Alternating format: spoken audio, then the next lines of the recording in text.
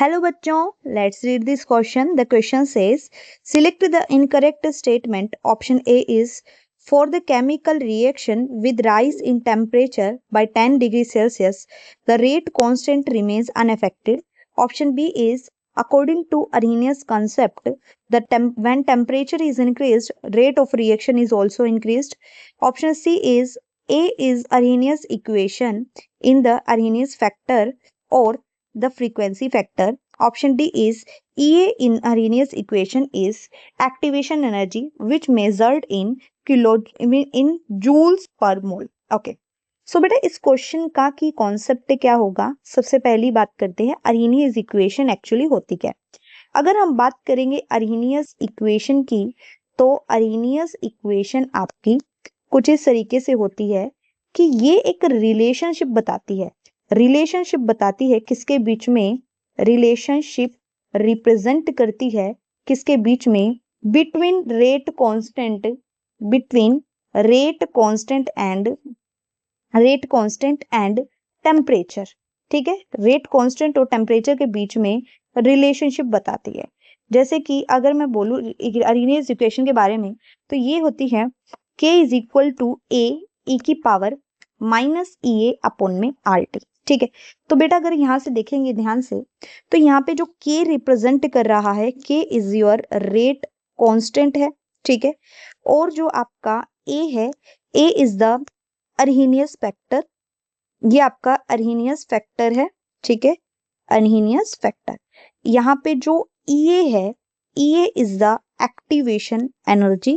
ये यहाँ पे एक्टिवेशन एनर्जी को रिप्रेजेंट कर रहा है. ठीक है, R यहाँ पे क्या है बच्चा? R is the gas constant और T is the temperature. T यहाँ पे टेम्परेचर को रिप्रेजेंट कर रहा है. ठीक है, तो ये सबसे पहली चीज ये है कि रेट कांस्टेंट ठीक है, अरहीनियस फैक्टर A और एक्टिवेशन एनर्जी. एक्टिवेशन एनर्जी क्या होती है थोड़ा इसका देख लेते हैं. लेकिन पहले क्वेश्चन में आपसे पूछा है, पहले बी ऑप्शन में बोल रहा है आपको कि अरहीनियस इक्वेशन का टेम्परेचर से क्या इफेक्ट है. ये सारे इफेक्ट अगर हम बताते हैं, चलो बात करते हैं. देखिए बेटा, अगर हम बात करेंगे एक्टिवेशन एनर्जी की, तो ये एनर्जी क्या होती है? ये आपकी एनर्जी होती है, ये सप्लाई की जाती है. ठीक है, ये एनर्जी रिक्वायर्ड होती है, रिक्वायर्ड. ठीक है, टू रिक्वायर्ड होती है किस लिए? To make it energy, make reactant energy equal to threshold energy. Equal to threshold energy.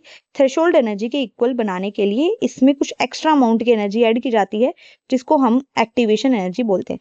तो अगर हम देखेंगे, देखो, किसी भी रिएक्टेंट को प्रोडक्ट में कन्वर्ट होने के लिए कुछ एक एनर्जी का बैरियर होता है जिसको क्रॉस करना पड़ता है. जैसे मान लिया ये रिएक्टेंट की एनर्जी है और ये प्रोडक्ट की एनर्जी है. अगर रिएक्टेंट को प्रोडक्ट में कन्वर्ट होना है तो इतना एनर्जी उसके पास में होनी चाहिए. इस वाली एनर्जी को हम बोलते हैं, this is called threshold energy. जो इसको रिक्वायर्ड है, जो मिनिमम अमाउंट की एनर्जी चाहिए है प्रोडक्ट में कन्वर्ट होने के लिए, उसको बोलते हैं थ्रेशोल्ड एनर्जी.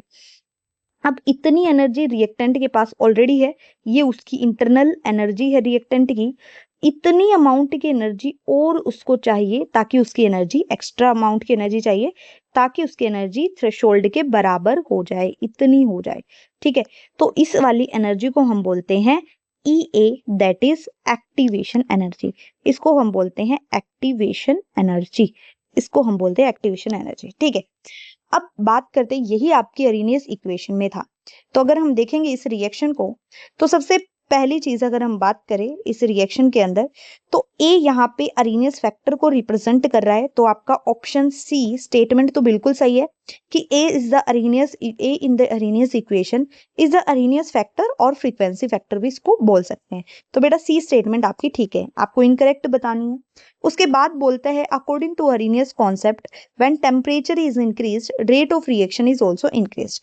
बेटा ये वाली स्टेटमेंट भी आपकी बिल्कुल सही है कि जो आपकी, अगर हम बात करें टेम्परेचर की, कि टेम्परेचर के इंक्रीज करने से क्या होता है कि रिएक्शन की स्पीड क्या होती है? इंक्रीज करती है. रेट ऑफ रिएक्शन इंक्रीज करता है, वो वाली स्टेटमेंट भी आपकी बिल्कुल सही है। और जो आपकी एक्टिवेशन एनर्जी होती है उसकी यूनिट होती है जूल पर मोल, ये इसकी यूनिट होती है जूल पर मोल या किलो जूल पर मोल, ये उसकी यूनिट होती है। तो स्टेटमेंट नंबर डी भी आपका बिल्कुल करेक्ट स्टेटमेंट है। अब बात करते हैं इनकरेक्ट स्टेटमेंट की। तो सबसे पहला ऑप्शन देखिए, आपके ये तीनों डिस्कस कर लिए और ए ऑप्शन चेक करते हैं। For chemical reaction with rise in temperature by 10 degree Celsius rate constant remains uneffective. तो ये वाली स्टेटमेंट आपकी इनकरेक्ट है।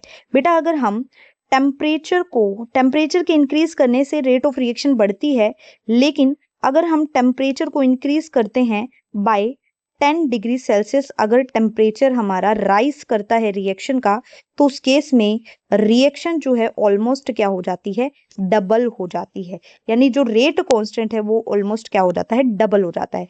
बट ये कहता है कि अनअफेक्टेड है, तो ये वाली स्टेटमेंट आपकी इनकरेक्ट स्टेटमेंट है। So your option number A is incorrect. So hope you understood it well. Best of luck.